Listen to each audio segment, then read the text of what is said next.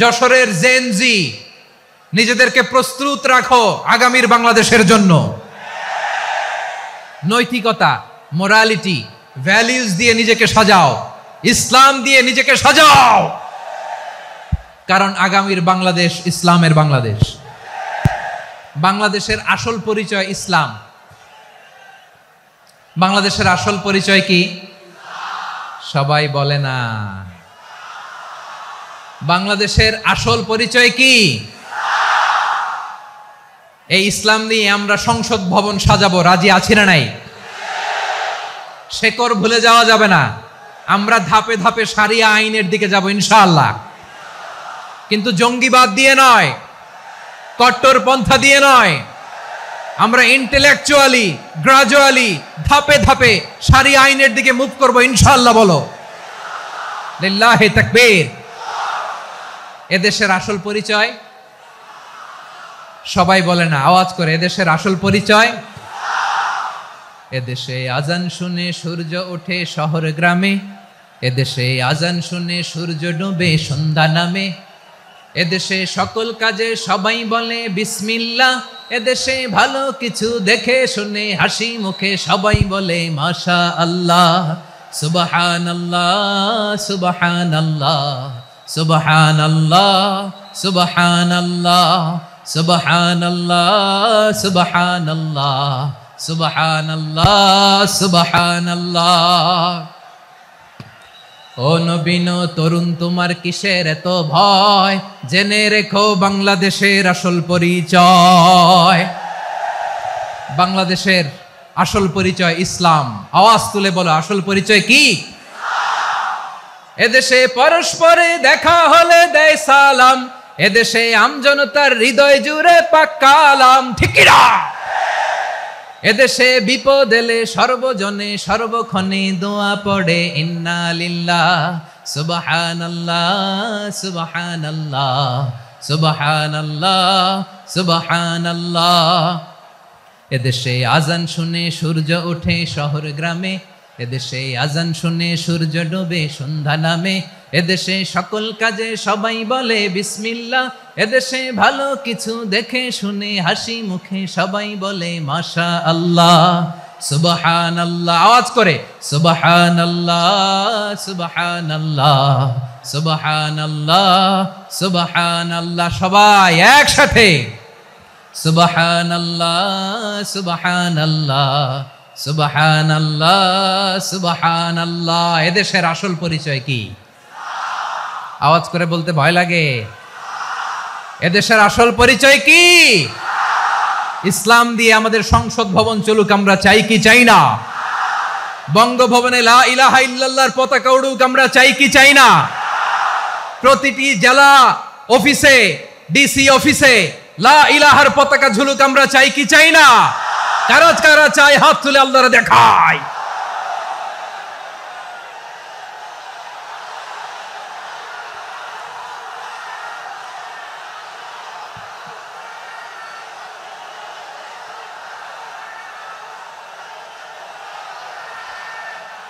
মাশাআল্লাহ মাশাআল্লাহ মাশাআল্লাহ মাশাআল্লাহ।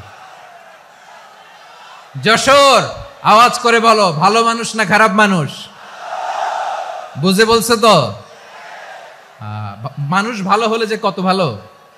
এই মানুষকে যত্ন নিলে, মানুষকে মানুষ বানালে যে সে কি হতে পারে শুনবা? হ্যাঁ, নাকি মোনাজাত দিয়ে দিব? শুনবা? তাহলে থামতে হবে। থামো, আমি যখন বলবো থামো থামো, তাকবীরের সময় দিলে তাকবীর, থামো থামো। মানুষকে যত্ন নিলে, হ্যাঁ এদিকে এদিকে, ড্রোন নামায় ফেলো। হয়েছে, ড্রোনের ফুটেজ হয়ে গেছে, এবার ড্রোন নামায় ফেলো। আমার দিকে তাকাও। মানুষকে, তোমরা এদিক সেদিক তাকালে তো গুরুত্বপূর্ণ পয়েন্ট মিস হয়ে যাবে। এদিকে এদিকে, হ্যাঁ মাশা, ঠিক আছে, এদিকে। মানুষকে যত্ন নিলে মানুষের মধ্যে যে আল্লাহ কি পটেনশিয়াল রেখেছে। আমি জাপানের দুইটা উদাহরণ দেই। জাপানের, এই এইভাবে এইভাবে হবে, হয় বসো নয় পেছনে, কথা নাই, কথা তো বলাই যাবে না, হারাম কথা বলা। আজকে একেবারে চুপ, আজকের জন্য হারাম করে দিছে আমি, এই কিছু সময়ের জন্য একেবারে নিষিদ্ধ। জাপানের দুইটা উদাহরণ দেই, খেয়াল করে একটু শুনেন, বুঝবেন। আল্লাহ, 2022 সালে জাপানের সাথে জার্মানির খেলা, ফিফা ওয়ার্ল্ড কাপ 2022। এক পক্ষে জাপান, আরেক পক্ষে কোন দেশ? কথা শোনে নাই। এক পক্ষে কোন দেশ, আরেক পক্ষে? সবাই এক পক্ষে, আরেক পক্ষে। ওই খেলায় জিতেছিল জাপান, জিতেছিল 22 সালের এই ফিফা ওয়ার্ল্ড কাপে জাপান ফুটবল খেলায় জিতে as a part of their celebration তারা খেলার পরে পুরো স্টেডিয়ামটারে ক্লিন করে, the fan base of Japan, লক্ষ লক্ষ মানুষ খেলা দেখতে যায়, তো এত ডাস্টবিনও তো নাই, তো যারা ডাস্টবিনে জায়গা পায় নাই তারা এই যে চকলেটের প্যাকেট, পানির বোতল, চিপসের প্যাকেট তারা এদিকে সেদিকে রেখে দিয়েছে। জাপানের ভক্তরা, জাপানের ফলোয়াররা as a part of their celebration তারা খেলার পরে পুরো স্টেডিয়ামের সব ময়লা আবর্জনা ক্লিন করে তারপরে বিদায় নিয়েছে। তাদেরকে কি ক্লিন করার দায়িত্ব দেয়া হয়েছিল? এই যশোর, জাপানের যে ছেলেরা খেলা দেখতে গেছিল ওদেরকে কি ক্লিন করার দায়িত্ব দিছিল? তারা কি স্টেডিয়ামের পরিচ্ছন্নতা কর্মী? তাদের আকল, তাদের সিক্স সেন্স তাদেরকে বলেছে। ছোটবেলা থেকে জাপান গভর্নমেন্ট ওদেরকে এত পরিচ্ছন্নতা শেখায়, ক্লিনলিনেস অ্যাওয়ারনেস ক্যাম্পেইন করায়। ক্লাসে আমি দেখেছি, ক্লাসে নিজের বেঞ্চ নিজে মুছে, ক্লাসের মাঝখানে একটা সময় দেয়, নিজের টেবিল নিজে মুছে, নিজের ক্লাসরুমটা নিজে পরিষ্কার করে, রাস্তাঘাটে একটা ধুলা নাই, ময়লা নাই, একটা টিস্যু নাই।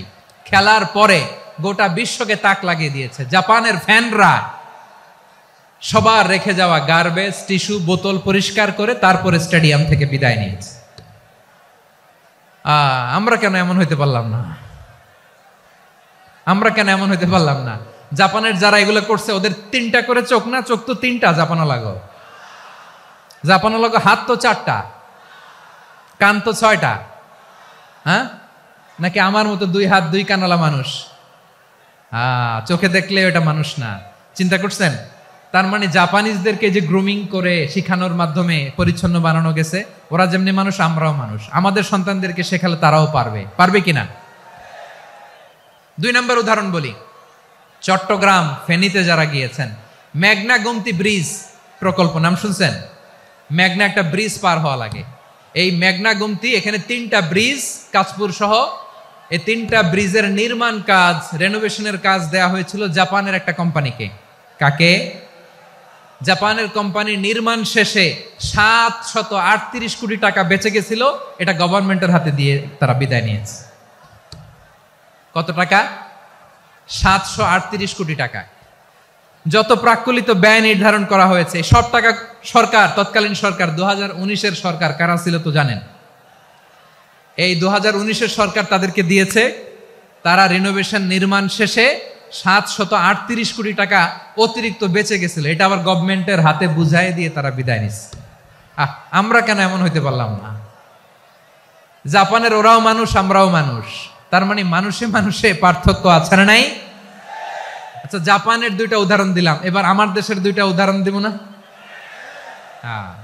বাংলাদেশের 2টা উদাহরণ দেয়। 1 নম্বর উদাহরণ, গত সপ্তাহে আপনারা জানেন কক্সবাজার আমার একটা প্রোগ্রাম ছিল, তো হেলিকপ্টারে গিয়েছিলাম। ফেনী জেলা যখন পার হচ্ছি আমি দেখলাম 3টা উইন্ডমিল। উইন্ডমিল চিনেন তো? বিশাল পিলার, 3টা 4টা পাখা থাকে, বায়ু বিদ্যুৎ কেন্দ্র, বাংলাদেশের প্রথম বায়ু বিদ্যুৎ কেন্দ্র এটা। মুহুরী প্রজেক্ট বলে এটা, সম্ভবত মুহুরী প্রজেক্ট। তো সাগরের বাতাসের ঝাপটায় এটা ঘুরে এনার্জি হয়, ইলেকট্রিসিটি উৎপাদন হয়। তো আমি পাইলটকে বললাম, ভাই এগুলো থেকে কেমন ইলেকট্রিসিটি উৎপাদন হয়? কয়, হুজুর একটু হয় না, কিছুই হয় না। কিছুই হয় না মানে? বলে, হুজুর বাংলাদেশে যত উইন্ডমিল আছে এটার পাখা একটাও ঘুরে না। আল্লাহ, বলেন কি? তাহলে এই যে কোটি কোটি টাকা ব্যয় করে যে উইন্ডমিল, কয় হুজুর ভিতরে ফিটফাট, উপরে ফিটফাট, ভিতরে সদরঘাট। তার মানে কোটি কোটি টাকা দিয়ে এই উইন্ডমিল বানায়, এখানে কিছু নাই। দুর্নীতির আড্ডাখানা, আখড়াখানা বাংলাদেশ, ঠিক কিনা বলেন? হায় রে, জাপানিজরাও মানুষ, আমরাও মানুষ। আমার এক নিকটাত্মীয় সরকারি চাকরিজীবী, উনি আমাকে বললেন, বাংলাদেশের আরেকটা উদাহরণ দেই। উনি আমাকে বললেন যে প্রতি বছর আমাদের অফিসের ফার্নিচার চেঞ্জ করে। আমি বললাম, প্রতি বছর ফার্নিচার চেঞ্জ করে কেন? বলে যে ফার্নিচার নতুন পারচেজ করলেই তো এখানে টাকা, নতুন কিনতে পারলেই টাকা, নতুন উন্নয়নের সবক শোনাতে পারলেই টাকা। প্রথম আলোর রিপোর্ট, কি আলো? প্রথম আলোর রিপোর্ট, গত 15 বছরে উন্নয়নের নামে লুটপাট হয়েছে প্রায় 3.25 লাখ কোটি টাকা। কার রিপোর্ট? আমাদের বানানো কথা?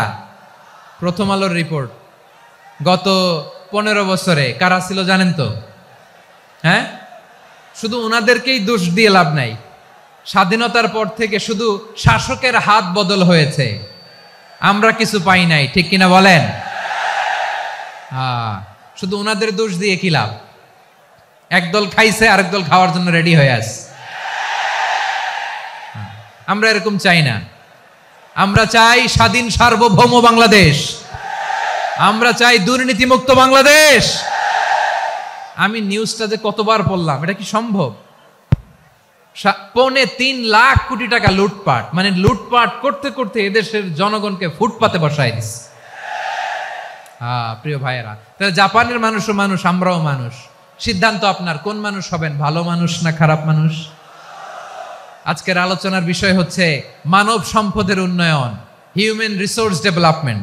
It's a process to increase the capacity of knowledge, skill, capacity of the people of a country. একটা দেশের মানুষের জ্ঞান, তাদের দক্ষতা কি করে বাড়ানো যায়, বাড়িয়ে দেশের উন্নয়ন করানো যায়, এটাই হচ্ছে মানব সম্পদ উন্নয়নের মূল কথা। তাহলে মানব সম্পদ হচ্ছে একটা দেশের সবচাইতে শক্তিশালী পুঁজি। প্রাকৃতিক সম্পদ, খনিজ সম্পদের চেয়েও দামি হচ্ছে মানব সম্পদ।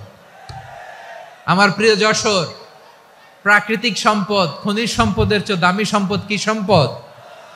আল্লাহ তাআলা দয়া করে আমাদেরকে এই মানব সম্পদ দিয়েছেন। আসুন আমাদের এই মানুষগুলোকে আমরা সোনার মানুষ বানাই। রাজি আছেন তো সবাই? রাজি আছেন? মানুষ পারে না এমন কোনো কিছু নাই, চাইলে সব পারে। এজন্য মানুষকে তারবিয়া দিতে হবে, যথাযথভাবে তাদেরকে গড়তে হবে। আসুন আমরা সিরাতের আয়নায় বিশ্বনবীর জীবনী থেকে দেখি তিনি কিভাবে হিউম্যান রিসোর্সকে ম্যানেজ করতেন। যদি আপনাদের সময় হয়, দু একটা উদাহরণ দিয়ে আজকে আমি আমার আলোচনার বিদায় নিব। হবে? সময় হবে কয়েক মিনিট? হ্যাঁ, শান্ত থাকবেন তো? শান্ত থাকবা? হ্যাঁ, ঠিক আছে। এই ধাক্কার মধ্যে ঢুকছে, এবার মজা বুঝতেছো তো? হ্যাঁ, মানা করছিলাম না? ঠিক আছে, টের পাও। হ্যাঁ, ঠিক আছে। যে আওয়াজ করবে আমি ওকে দেখতেছি, কে কে আওয়াজ করে দেখতেছি। শেষ কথা, শেষের দিকে চলে আসছি। বিষ্ণু ইসলাম কিভাবে হিউম্যান রিসোর্সকে ম্যানেজ করতেন, মজার কথা আছে কয়েকটা, বলে বিদায় নিব। বিশ্বনবী কিভাবে এই মানব সম্পদকে ম্যানেজ করতেন। বিশ্বনবী, he was a very good talent hunter, চৌকস ট্যালেন্ট হান্টার ছিল। কার মধ্যে কি ট্যালেন্ট আছে দেখলেই বুঝে ফেলতেন। সুবহানাল্লাহ পড়বেন না? কি নবী আমরা পেয়েছি! He was a very good talent hunter. আমার নবী, তিনি চৌকস ট্যালেন্ট হান্টার ছিলেন। কার মধ্যে কি প্রতিভা বের করতেন, ওই প্রতিভাকে ইসলামের কল্যাণে কাজে লাগাতেন। সুবহানাল্লাহ বলেন। যাকে যেই জায়গায় সেট করলে ভালো হবে তাকে ওই জায়গায় সেট করতেন। কয়েকজন সাহাবীর জীবনী শোনাই। আবু মাহজুরা রাদিয়াল্লাহু তাআলা আনহু, মক্কার মুয়াজ্জিন, আগে ছিল মুশরিক, পরে হয়েছে মুমিন। উনি কিভাবে মুমিন হইলেন এই ঘটনাটা একটু আপনাদের শোনাতে চাই। তো আপনাদের তো সময় নাই হাতে। হ্যাঁ, সময় আছে? এই জেনজি শেষ করে দিল আজকের প্রোগ্রামটা। 1 ঘন্টা ধাক্কা ধাক্কি করে কেমনে দাঁড়ায় আছে আমি বুঝলাম না।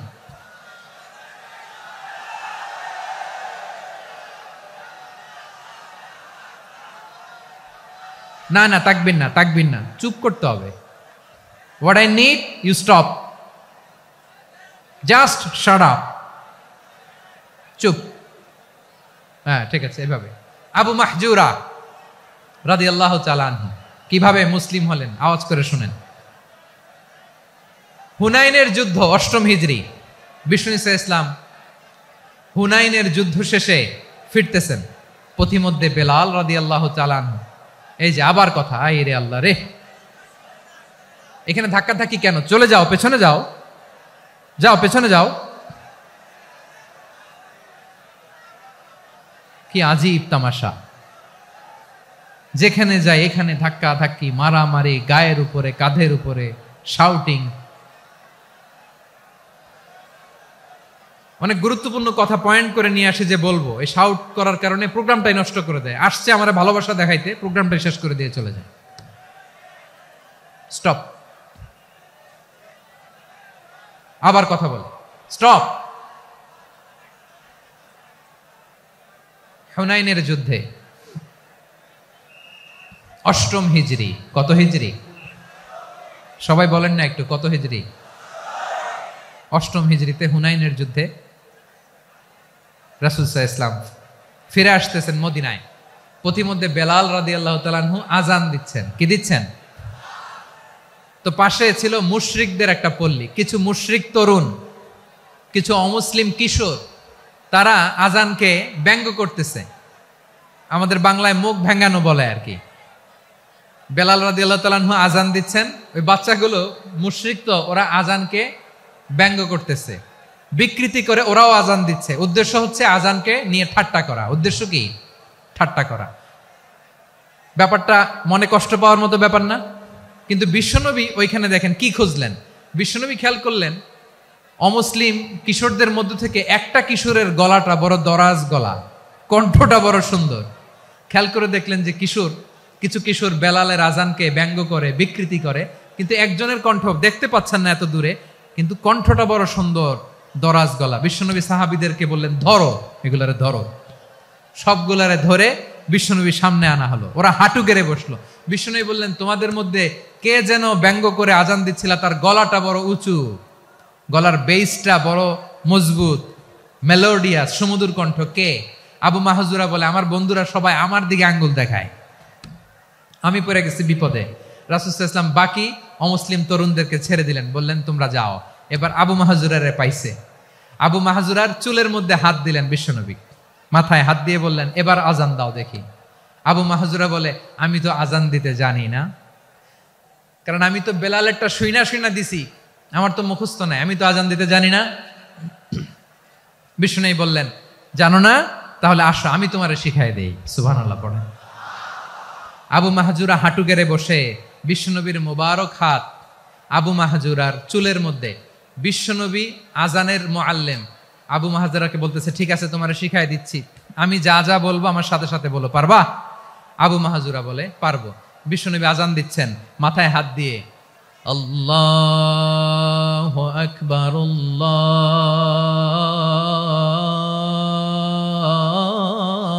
আল্লাহু আকবার। আবু মাহজুরা এই বাক্যটা পড়লেন। বিশ্বনবী দ্বিতীয় বাক্য পড়তে আরম্ভ করলেন, আল্লাহু আকবার, আল্লাহু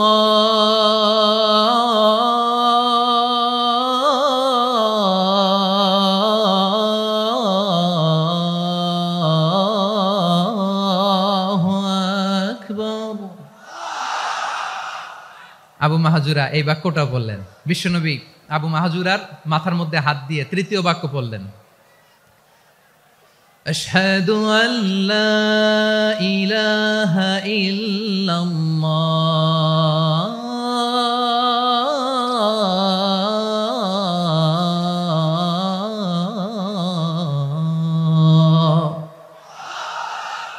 আবু মাহজুরা তৃতীয় বাক্য পড়লেন। বিশ্বনবী একটা বাক্য পরে আবু মাহজুরা পড়ে, বিশ্বনবী পরে আবু মাহজুরা পড়ে। আবু মাহজুরা কিন্তু অমুসলিম, মুশরিক। আবু মাহজুরা বলে, এক একটা বাক্য পড়ি আমার কলিজাটা গলে ঠান্ডা হয়ে যায়। এতদিন মোহাম্মদকে গালি দিতাম, এখন মোহাম্মদ আমার মাথায় যখন হাত রাখছে আমার সারা শরীর ঠান্ডা হয়ে গেছে। বিশ্বনবী আজান শিখাচ্ছেন, একটা একটা বাক্য পড়ে আবু মাহজুরাও পড়ে, বিশ্বনবী পড়ে, আবু মাহজুরাও পড়ে।